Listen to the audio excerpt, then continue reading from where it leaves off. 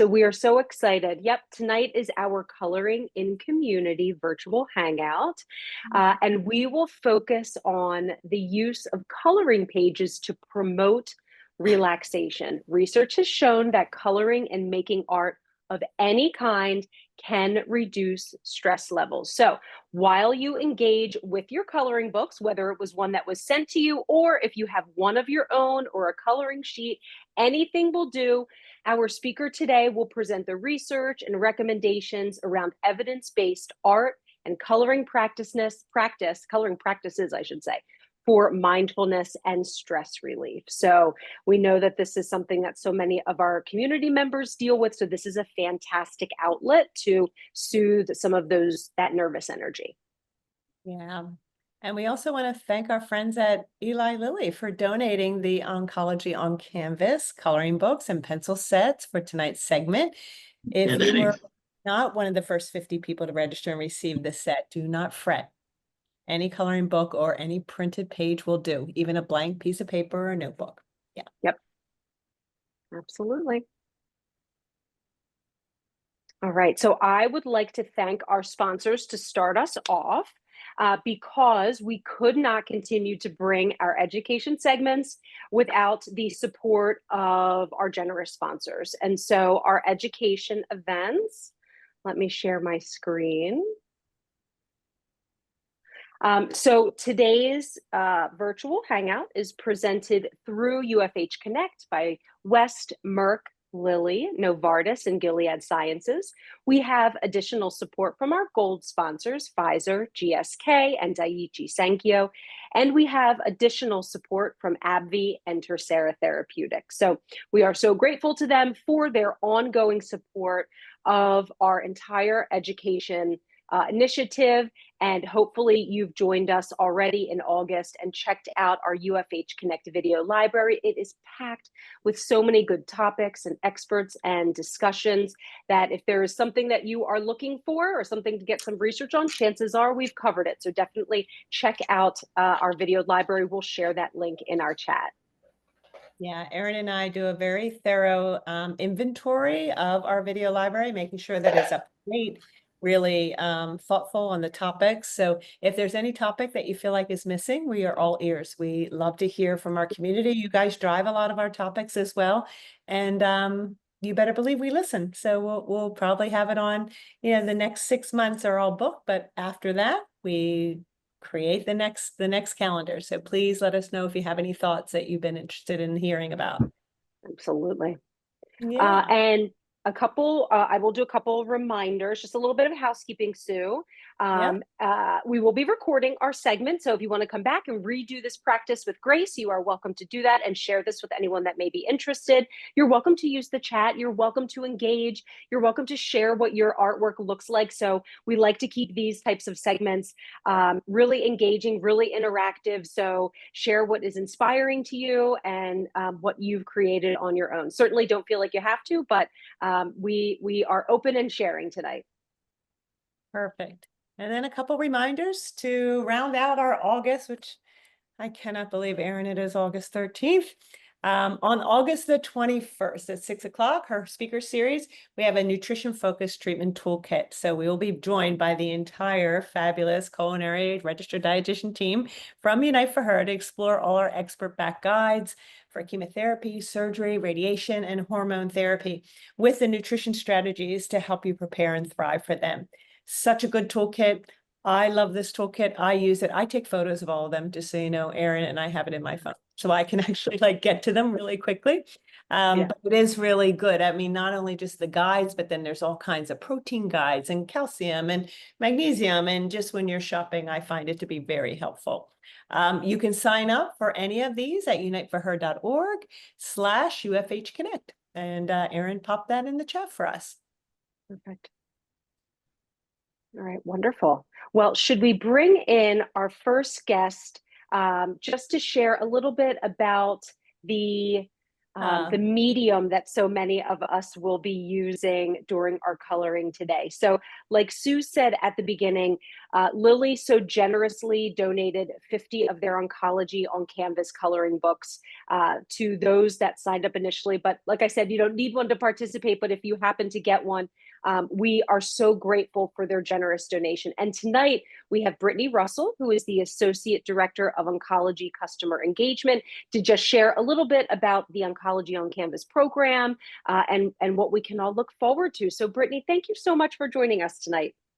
Yes, thank you guys for having me. So a little bit about the program. It's called Oncology on Canvas. We kind of dropped the L to make it less about Lily and more about the meaning of the program. But it's an art program that started back in 2004. So we're entering our 21st year, which is amazing. It started in partnership with Lily, the National Coalition for Cancer Survivorship, and the Cancer Support Community.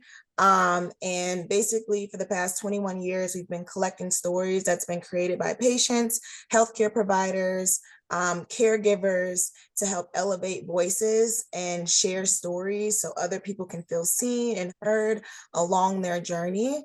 And so with that, we allow for submissions of the program. You don't have to be a perfect artist. It doesn't have to be actual pictures. You can submit poetry. We're opening, kind of thinking about maybe submitting some music. We don't know what that's going to look like, but that's just a little bit about the program. So if you do have the coloring book, if you're one of the 50 people, these are just artwork that's been created. People have submitted into the program. We accepted it. And then we have a gallery now with a couple thousand of different images that you can browse and look at. So that's it. Thank you. Wonderful. Thank Thank you. I love it. What an inspiring program that they established. 21 years. I didn't know it was that long. I know. I love that. And continuing to evolve. I love that. Yeah, so good. So good. Good. All right. Well, shall we bring on our guest, Erin? I can put Let's do Grace it. in center. Yeah. Perfect. Hi there, Grace. How are you? Hello, I'm doing great. Thank you We so are much for having me. Yeah, we're so happy to have you join us. Grace actually joined us at one of our other events in person. So we have the honor of not only working with Grace now tonight, but we had the honor of having her support our community at an in-person event. So before we get started, I wanted to just give a little background on Grace, if that's okay with you, Grace. Grace is actually a passionate artist and a mental health clinician. Grace received her Master's of Arts in Art Therapy and Counseling at Drexel University with a background in neuroscience, dance, and the fine arts. Grace combines her passion to support individuals and families navigating their physical and mental health journeys. As a creative arts therapist intern, Grace developed an art therapy program at Penn Medicine's Department of Radiation Oncology, where she provides virtual and in-person art therapy to patients, caregivers, and post-treatment patients dealing with cancer diagnosis. She uses art in group settings to promote emotional regulation, self-expression, connection, and hope. Her personal therapeutic style is characterized by empathy, warmth, and respect for the whole person. She believes the therapist's role is to support, guide, and illuminate resources the client already has within themselves. Please join me in welcoming our special guest, Grace Childers. Hi, Grace. Hello, thank you for that wonderful introduction. And to add on to that, I'm now continuing on that program at Penn. So if anyone here on the call is a patient at Penn, I am there 4 days a week, and I offer, open group sessions and individual sessions. I've really seen firsthand and am passionate about bringing creativity and art as a mode of expression and relaxation to people as they are either going through the treatment process or after the treatment process, or if they're caring for someone who is. So I have some slides to share with you today. And I see a couple of little messages in the chat about having or not having the coloring book, and I will address that as I kind of kick us off. I have some options for those who don't have our beautiful coloring book with them. So I will kick us off and just kind of talk through my hope and agenda for today. If you go to the next slide, Erin. So we'll kick things off by setting some intentions for what we want this evening together to look like. And then I'll spend a little bit of time talking about the research behind what happens in our brains when we color and when we create.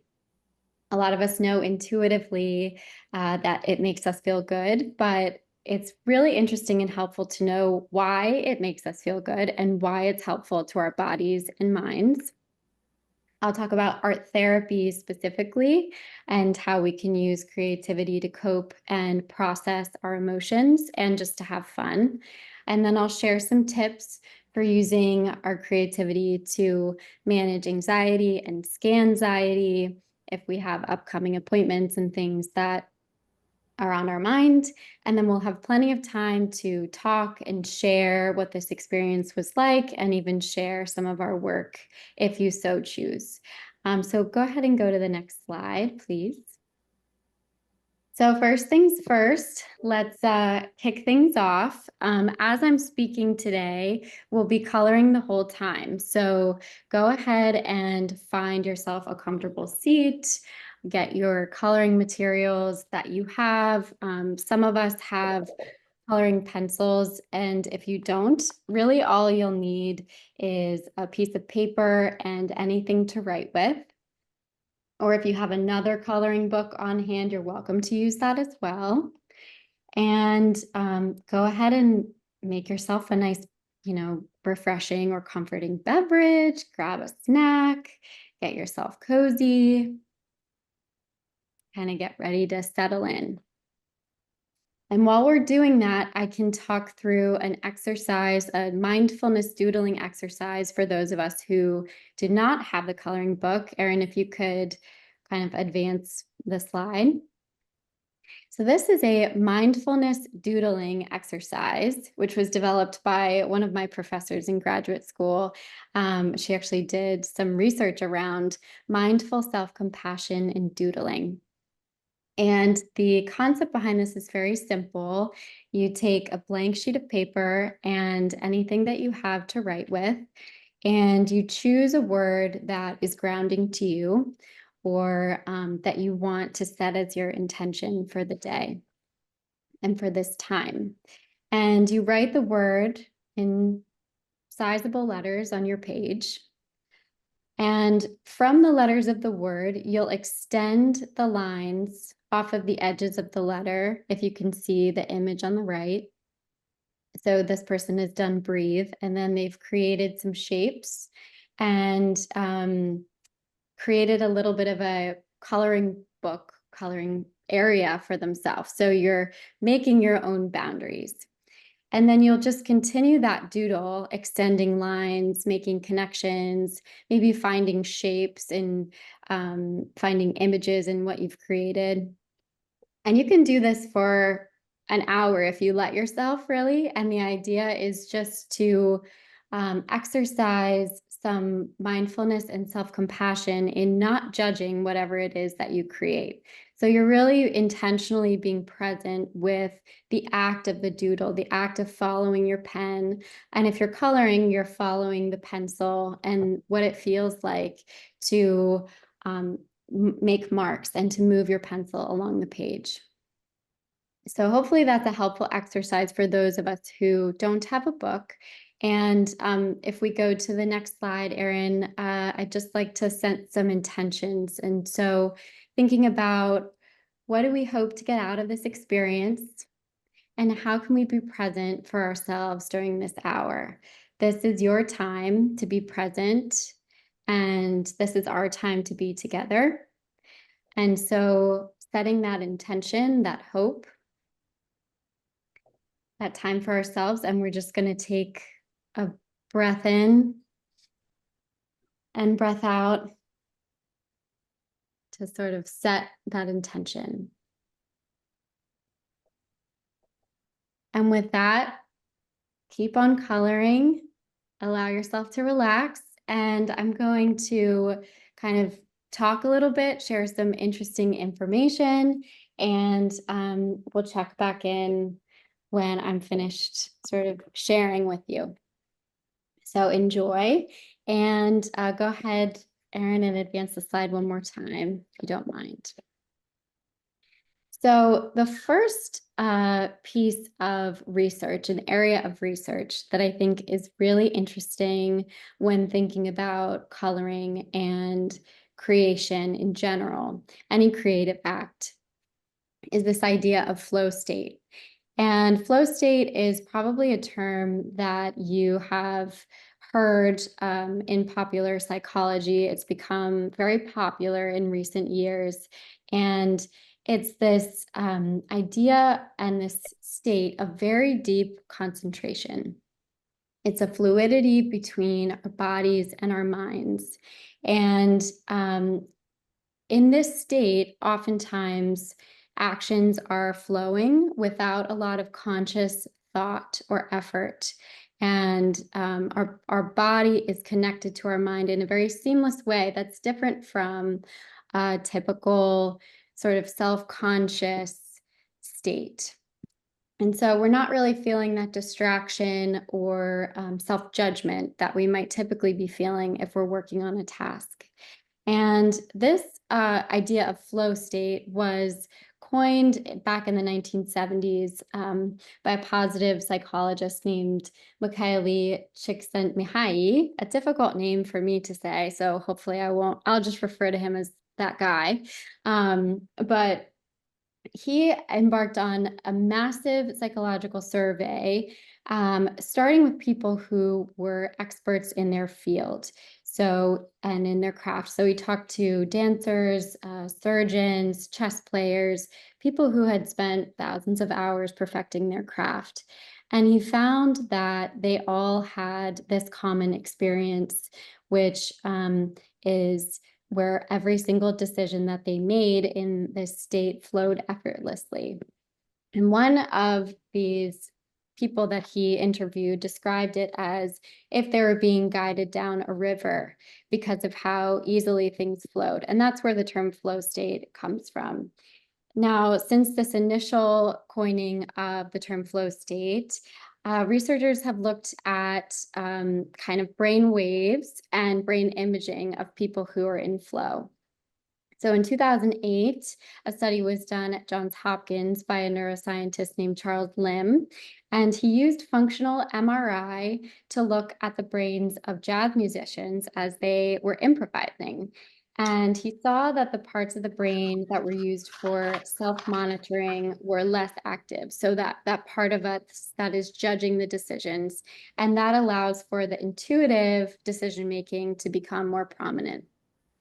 Other studies have shown that our brain waves shift from beta waves, so the kind of the typical state, if you're familiar with sleep research, I'm sure a lot of us are very conscious about our sleep and maybe have an understanding of the different types of brain waves. Beta waves are those in conscious kind of living, waking life. Alpha waves show up during kind of calm, focused, relaxed time. And theta waves show up when we're very deeply relaxed and daydreaming. And they also show up during very deep creative activity. And so these researchers found that our brain waves can actually shift down to alpha and theta when we are engaging in creative endeavors, including coloring. And so coloring helps us to hit that sweet spot between a challenge and something that brings us ease, because you have that defined space to work within, and we have these sort of comforting boundaries in the shapes and lines that are provided for us. And so you don't have to make a lot of decisions, but you do get to make some decisions, and you do get to experience the tactility and the sensation and the colors associated with coloring. And so also having that repetitive motion acts as a type of active mantra for us. And so this is why this kind of activity can be associated with improved concentration, a reduction of stress and worry. And it's kind of like our own active mindfulness tool. So Erin, if you could advance the slide. I'd love to talk about another sort of fun area of research, which is called neuroaesthetics. You may have heard of this term. It's a relatively new, oh, there's some fun lines on there. That's okay. Someone's coloring. Anywho, neuroaesthetics is a relatively new field, which is interdisciplinary. So it brings together researchers on the neuroscience side as well as on the psychology side, and it also brings in artists. A big neuroaesthetics institute is at Johns Hopkins as well. And they're essentially looking at how our brain responds to art and beauty. And again, they're able to use functional neuroimaging, so an MRI that looks at brain activity, as well as EEG studies to see what exactly is happening when we are looking at art. And their findings are, some of them are intuitive and quite interesting and validating. So one finding is that viewing art activates our brain's reward system. So for the neuroscience geeks out there, it's the orbitofrontal cortex and the ventral striatum. And they found that viewing nature and aesthetically pleasing stimuli, art, music, faces of humans, and landscapes, consistently activated the key parts of our reward system.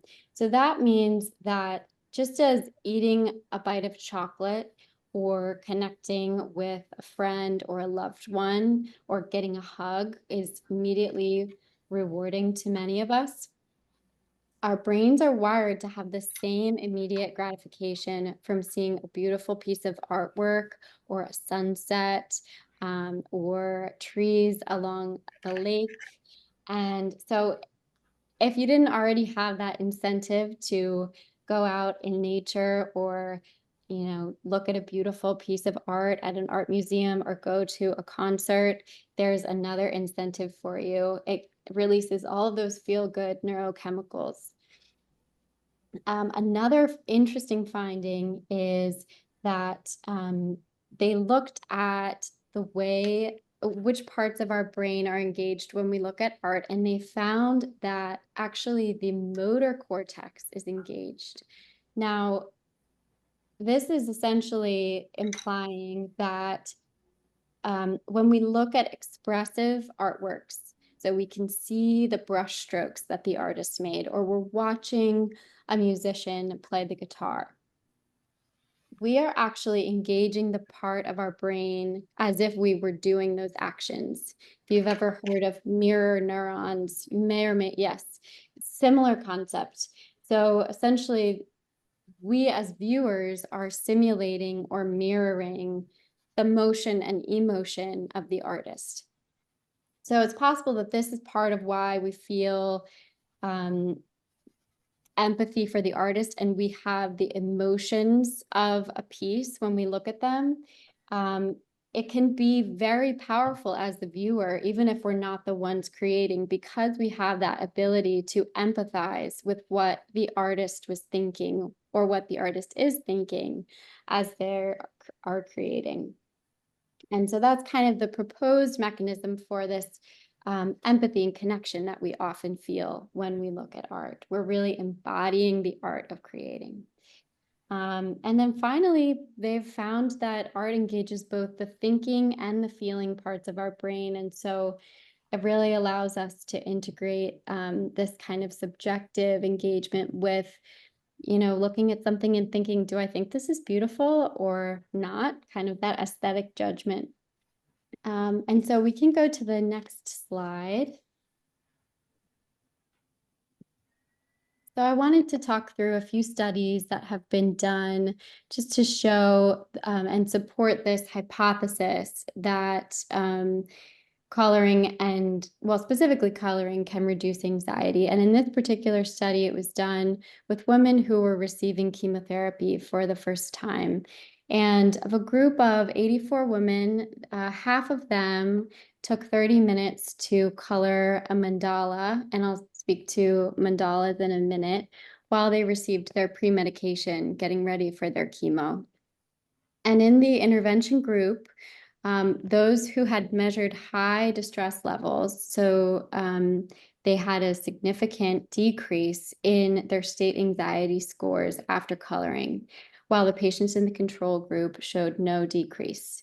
So there is peer-reviewed research to show that this really works, and in this specific population. You can go to the next slide. Another study, which was done in the Journal of Mental Health and Prevention, looked specifically at veterans, and they looked at the effect of coloring on anxiety and stress in veterans. And they found that both, so they did two types of interventions. One was a structured coloring of mandalas, and the other was free-form coloring. And they found that both reduced stress, but that specifically the structured coloring reduced anxiety even more than the free form. And I want to talk a little bit about these mandalas. They're sort of interesting because they did find them to be particularly effective. And mandalas they have Hindu roots. So the word mandala comes from the Sanskrit word for circle or sacred center. And they have different kind of meanings and symbolism around the cosmos and the symmetry of our universe. And they offer for us, now you may see when you go shopping for adult coloring books that this is a very popular pattern. They are thought to offer special symmetry and repetition because of the circular nature and the repetitive pattern. And sometimes you can start on the outside and make your way in a spiral, or you may choose to start on the inside and work your way out. But this kind of structure offers us a way to organize our perhaps inner chaos, kind of that monkey mind is particularly well organized in this way. And so it gives us this kind of calming framework that has been shown to be effective. This is also very effective in other patterns as well, but I just thought I would share that interesting piece of research. If you're enjoying this and end up in the bookstore shopping for coloring books, you might look for some mandalas. So wanted to share. And we can go to our next slide. Grace, I am going to quickly just stop sharing and reshare just to see if it takes those lines off. Okay, good idea. I just wanted to, let's see. There we go. Okay, and we'll move on to the next slide. Thank you. Good. That worked perfectly. Good thinking. All right. And so I also wanted to speak now, moving on from the science of coloring and into art therapy. How is art therapy different from art as therapy and coloring? I love this quote from one of my mentors, which is that art therapy is like dropping a stone into a deep pond. It can go all the way to the bottom without making any ripples on the surface. And that is exactly it. Our brains are visual. And when things happen to us and we have emotions around those things, a lot of times words are not enough to describe what we're feeling. And to have a visual language like art is incredibly valuable because it allows us to get past that point and to express what's going on a deeper level with imagery. And if you wouldn't mind going to the next slide, I have a fun little Venn diagram of art therapy and therapeutic art. So the big point is that there's a lot in common, and we can use both of these things, any kind of creativity, to reduce our stress and to cope with our anxiety, to increase our self-esteem by learning something new, and to express ourselves. The unique thing about art therapy is that if difficult things come up and we're really exploring and going deep, you have someone who is licensed and certified in this particular craft and profession to kind of guide you through that. Now, that's not necessary, but it's just something to be aware of if you're ever interested in seeking out art therapy.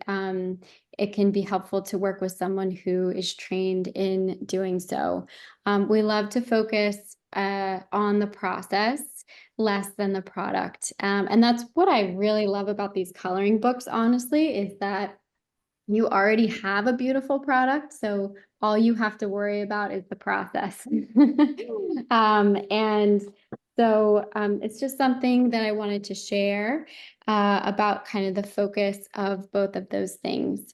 And if we go to the next slide, I have just some additional research and findings of peer-reviewed studies that have shown benefits of art therapy for cancer patients. And so some of these findings included improved emotional and existential well-being compared to control groups who didn't engage in individual art therapy.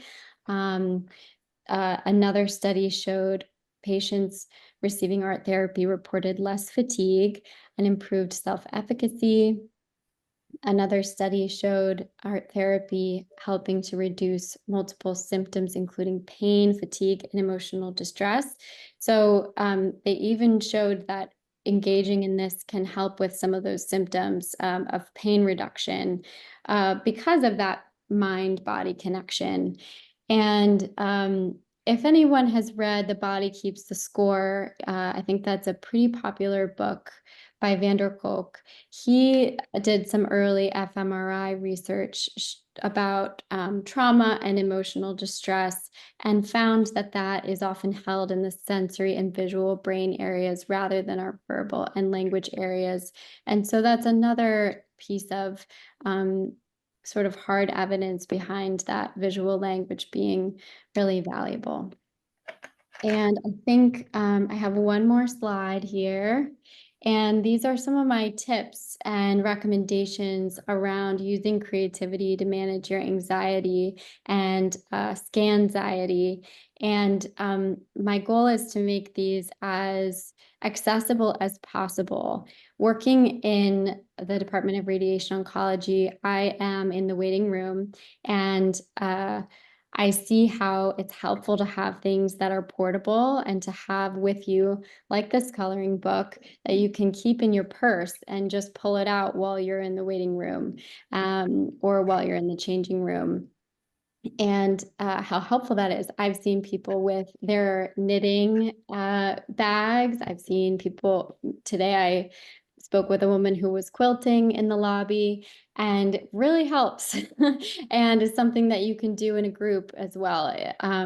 And so my first tip is to bring coloring pages like this with you to the waiting room while you're awaiting your next scan or treatment or follow-up appointment, or just set aside some time at the beginning or end of your day to have your cup of tea or coffee and just give yourself 5, 10, 15 minutes to just zone out and color or doodle. I love to make playlists of songs to really help you get in the zone. I have a couple of playlists for myself around creating, and I find that they're really helpful in getting into that flow state extra quickly, and that you have this kind of cool synergistic effect of the coloring and the art with the music.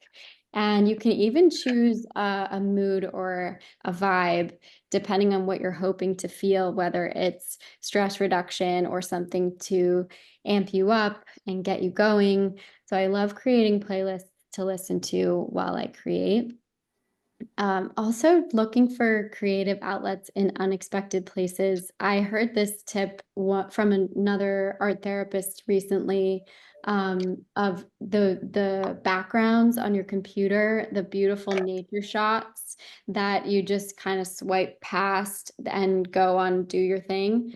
Take a minute and look at that photograph and just absorb it and imagine yourself in that space. Or, you know, play with your own iPhone photography. Take something in your house or in your neighborhood and craft a still life. If you don't have your supplies with you, there's a piece of art right there. I think floral arranging is another really fun way to get creative. You can buy relatively cheap flowers from Trader Joe's and look at inspiration online and just get to arranging. And you get to enjoy it all week. And as we talked about with the neuroaesthetics, you're going to be reaping those benefits by looking at the flowers. Every time you look at your arrangement, you're going to get that reward system going. So yeah, looking for creative outlets in unexpected places. I included here trying textiles, embroidery, knitting, and crochet all have proven benefits due to the rhythmic nature of continuing the pattern and also the sensation of feeling the thread and feeling the yarn. And also a lot of them are community-based activities. And so joining a knitting group has many positive effects because you also get that community. And finally, trying art therapy. If you're ever interested in trying it out, it can be another way to be creative while also talking through things with a professional. And so I would love to hear from other folks on the call if you have suggestions for the group, or if you have ways beyond coloring or with coloring and paint by numbers, anything like that, that you like to do that has helped you in life and also with anxiety around treatment or anything. So maybe I'll open that up for some sharing, just to kind of talk about creative outlets and what has helped you and any suggestions that folks have for one another on the line.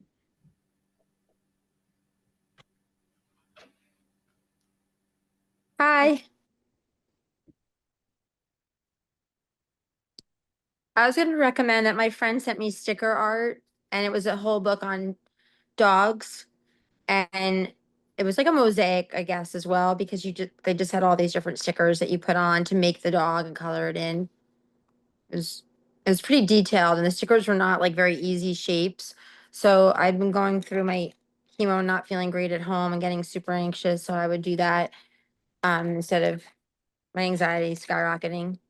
Yeah. Thank you for sharing. I was going to also suggest, I was at a workshop, a retreat last week. It's all about art. They were showing all of us how to use paint, acrylic paint. And then you can take one of those stencils and put it on the roller, kind of like ink stamped, but it's paint. And then you can put it in either in your sketching book or in your watercolor cotton book. So that's one of the things that I was taught on that last week. Oh, I would love to see pictures of that. That sounds so cool. Hi. I was gonna say, one thing I've enjoyed doing is I paint ceramics. I have been painting them for years, and I was diagnosed in 2021, and they've helped me so much just painting them and doing diamond paintings. What was the last thing you said? Diamond? Diamond paintings. It's Oh. like paint by numbers, except you're putting little beads in the place where you would typically color. Oh, wow. Oh my gosh, that sounds so detailed. Like you could get wrapped up in that for hours. Oh, yes. I Gonna love have to that. check that out. I'm Susan. Oh, I'd like to share. I've developed an very strong interest recently in beading, making necklaces. And in fact, I'm taking a little class called Jewelry Making for Anxiety. And while we're only at the stage where we're using beads now, but it is so relaxing. I will hold up some of the bracelets that well, they don't come across very well here, but I've made bracelets, I've made necklaces. You can make them for yourself, for your gift. It's just incredibly relaxing. Oh, can you hold those up again? Your thing. These are just two that I happen. Oh, yeah, and the one that I'm wearing today, the one that I made myself. Okay, here's one. Oh, wow. I've started doing is incorporating vintage beads from my mother and aunt and grandmothers into the work that we do in class. So it's like you're carrying a bit of the people you knew with you. And it's just, but I mean, really, it is just the most relaxing thing I've ever done. Oh, thank you. Thank you for sharing that. And to incorporate the personal element too makes it all the more special. Thank you.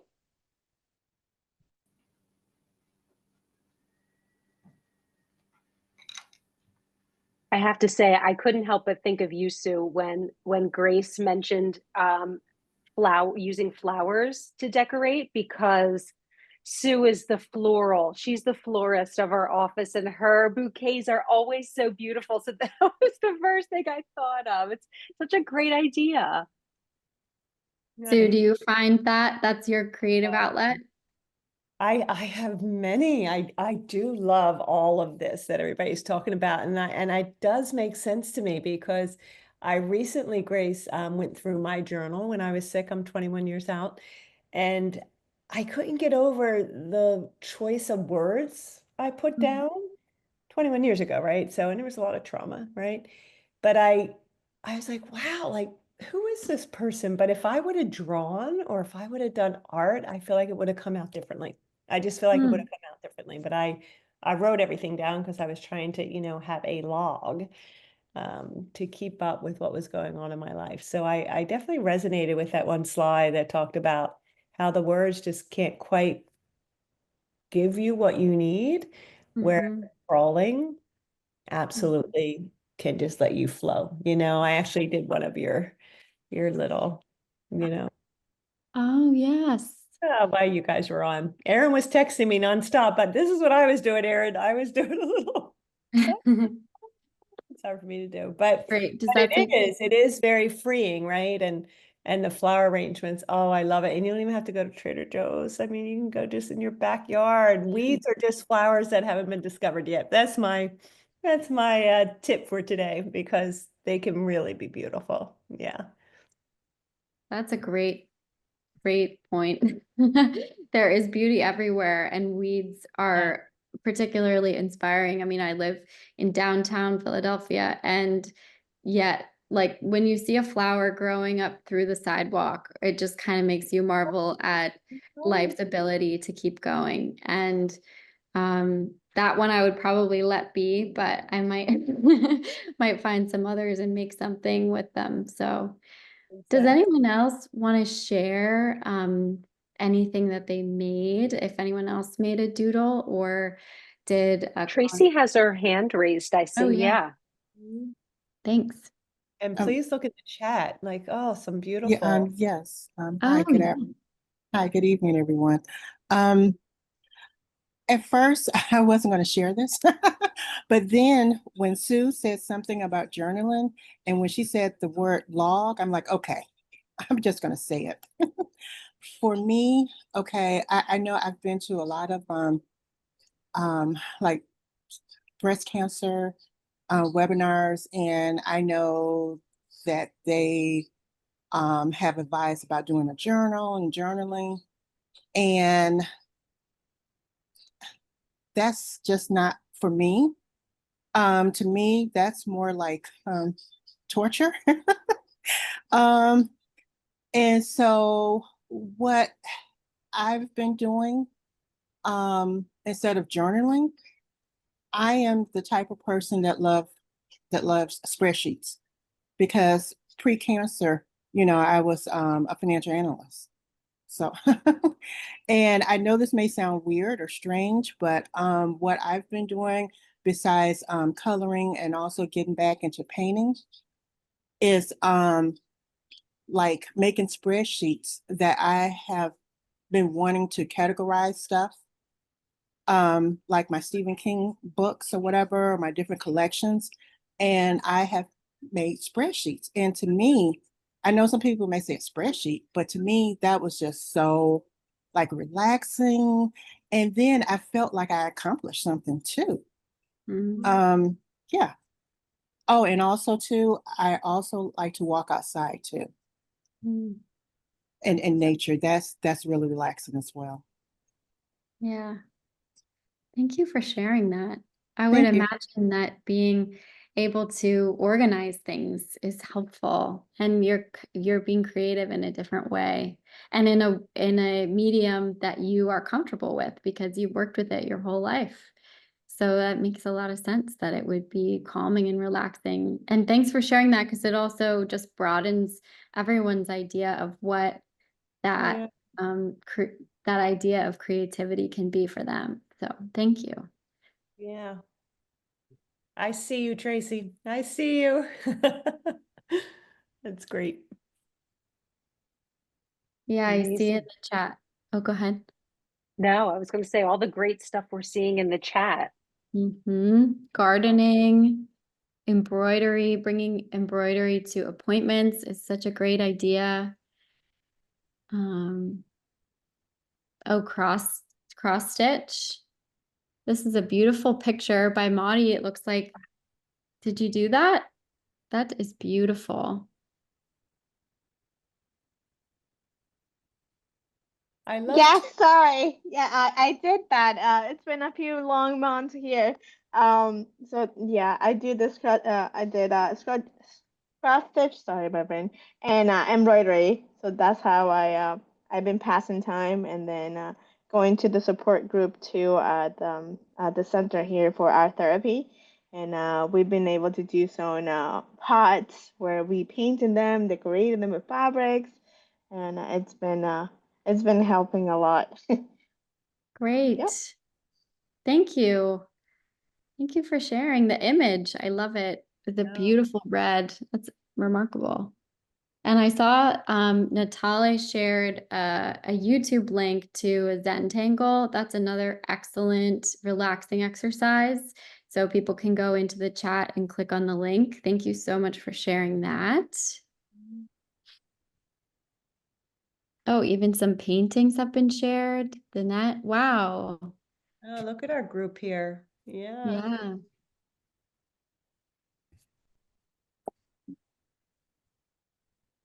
So how are folks feeling after about 50 minutes of coloring? Does anyone want to share if they've noticed a change in the way that their body feels or the way that their mind feels?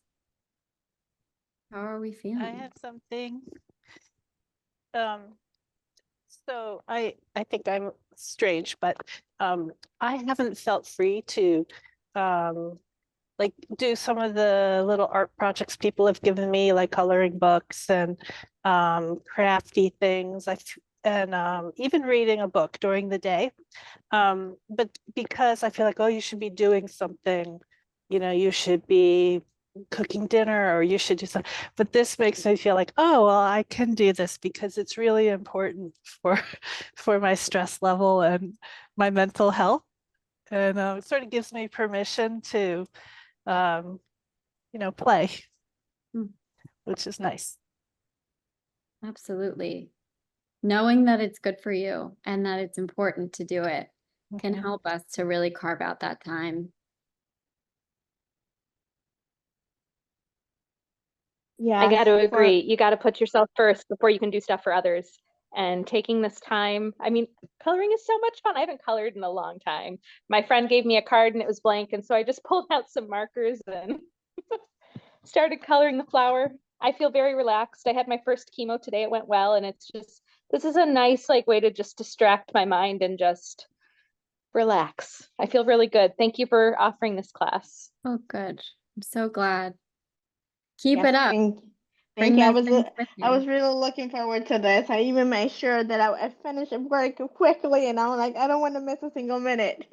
Yeah, thank you so much for this.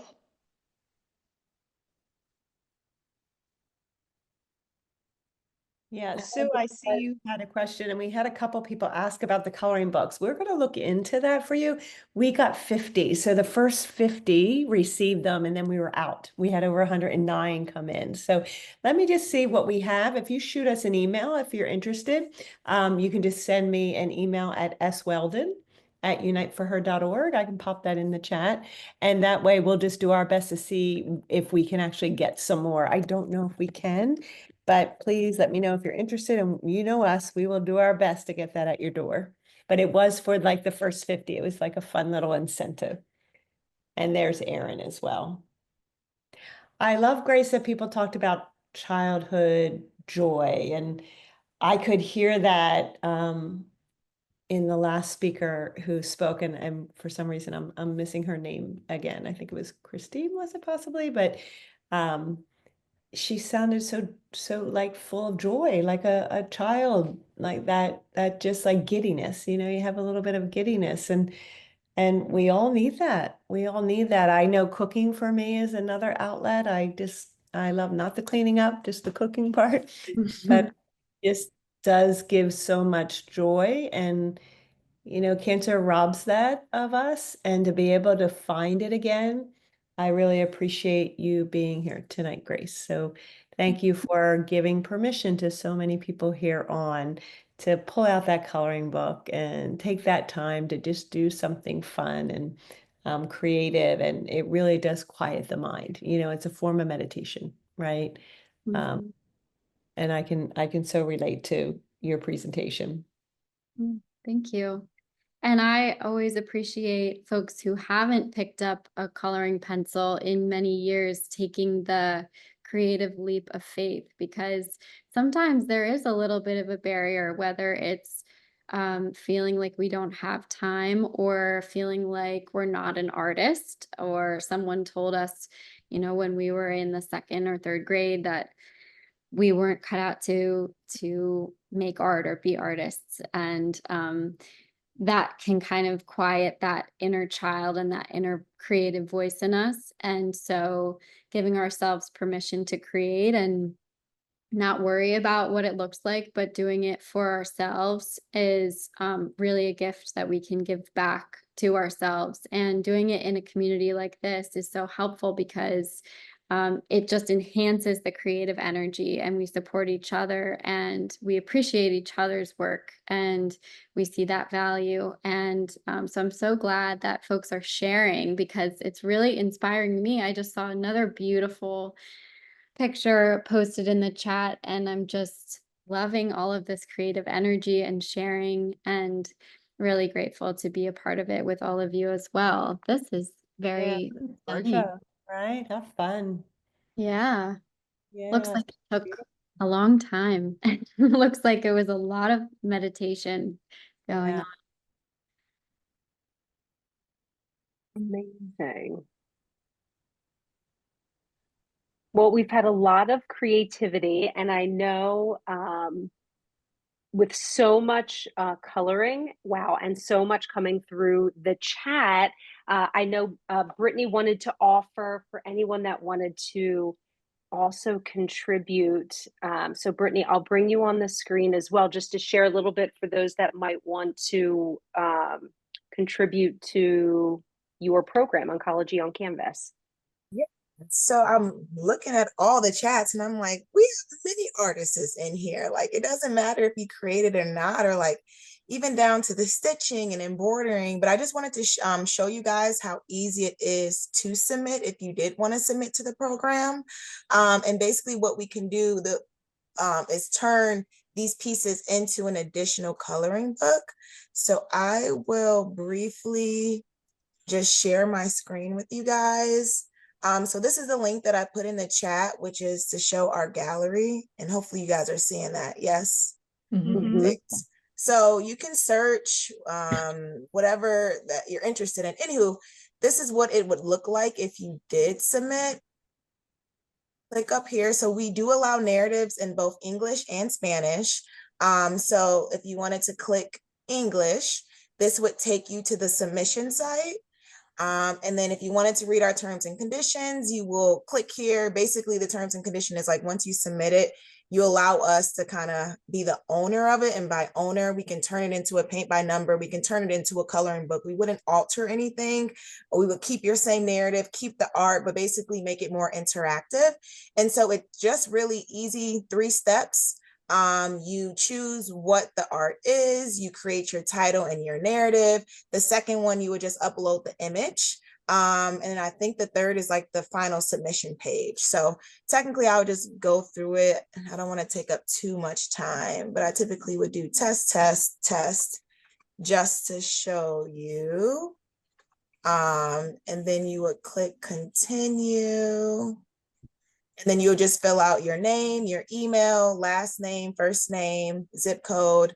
You'll answer these questions or check the box, press continue, and that's literally it.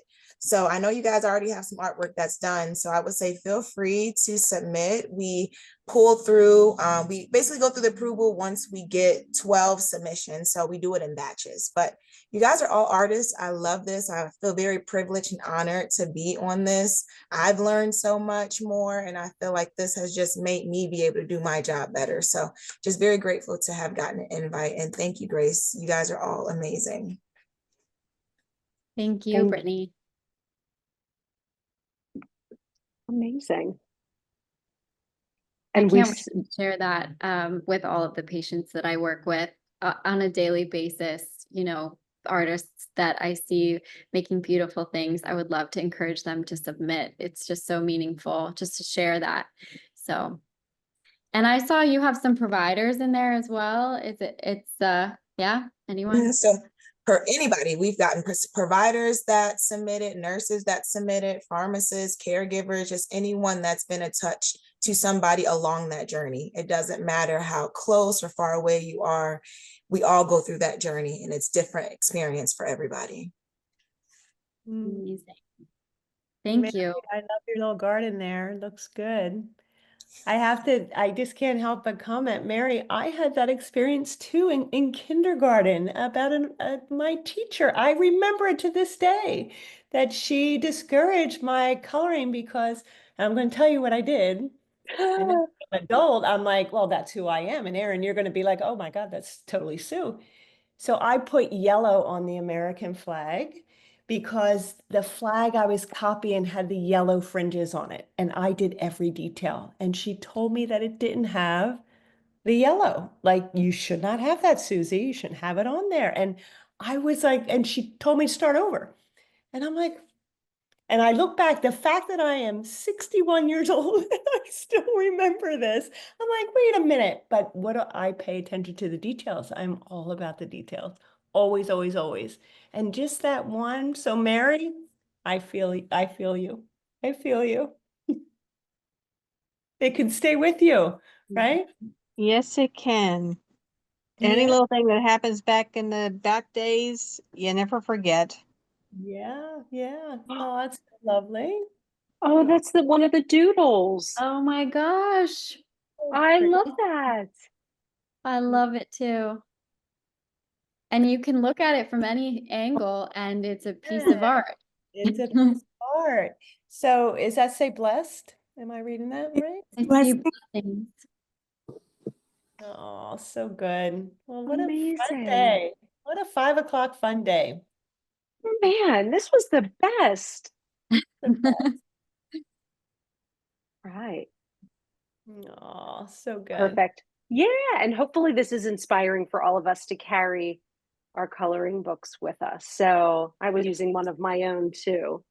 I had my own little coloring book here. So I will be throwing this in my purse wherever I go with my pencils. Fantastic. Well, Grace, thank you for everything. Thank you for being here, and I think inspiring all of us, and will be leaving quite an impression on everyone that's here in our community to to keep channeling our creative energy in this way, and help, and knowing that it helps with soothing that stress, anxiety, those emotions that so many of our community talk about, you know, how they feel, especially around tests, treatments, you know, this entire process. So this is a really great I'm outlet, off like in you said, like that's 2 minutes. accessible. Yeah. Absolutely. Thank you so much for having me. I'm so inspired by this group of wonderful people, and I'm so happy to have a copy of this coloring book to work with myself and to know more about this program that I can share with my patients and encourage them to submit and continue to create. And if anyone has any questions about any of the research that I shared, or wants to know more details on that, or wants to know more about art therapy, can they contact you and connect them with me? Okay. Grace, you can put your info in the chat too if you want. Okay. Yeah, I'll put my email in here, and I'm happy to answer any questions.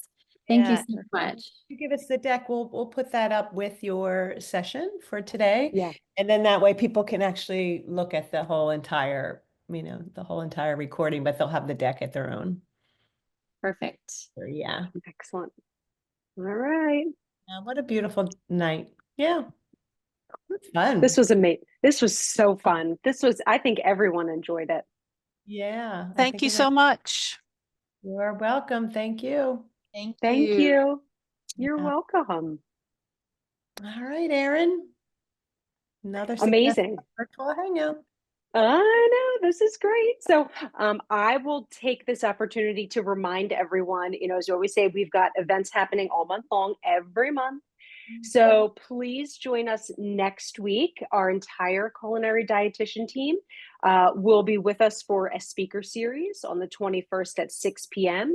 We will be highlighting our nutrition focused treatment toolkit. So if you are getting ready or at the start of chemo, surgery, radiation, or endocrine therapy, hormone therapy, we've got treatment guides focusing on how you can utilize nutrition in different ways to help you through that, to help you tolerate, to recover. And so our team will be touching on all 4 of those. So please join us next week, the 21st, 6 p.m. Eastern time. And if you can't, just like this evening, it will be recorded and it will be available on our video library. Yeah, so good. Yeah, and of course we always want to thank our sponsors, right? Can't do it without them. So Erin, I don't know if you want to pop that screen up one more time, give them a little shout out. You see, we have over 40 of these events that we do a year, and they just continue to grow. We get incredible speakers like Grace who can jump on board, and we spend time and vet everybody, and we cannot do that without our support. So our presenting sponsors are West Merck, Lilly, Gilead, and Novartis. Our gold sponsors, GSK, Pfizer, and Daiichi Sankyo, and supporting sponsors, TerraSera and AbbVie. We thank you from the bottom of our hearts. Amazing. Well, we hope this just creativity continues to flow for the rest of your evening and throughout the rest of your week. And thank you so much for being here. Sue, thanks so much for being with us tonight. Grace, thank you so much. And our friends at Lilly, thank you. Brittany and Donna. All right. Love it. You have a great evening. Thank you, everybody. you. Thank you. Bye. Nice to see you, Alex. I saw Alex was on. Yeah. Good night, everybody. Good night.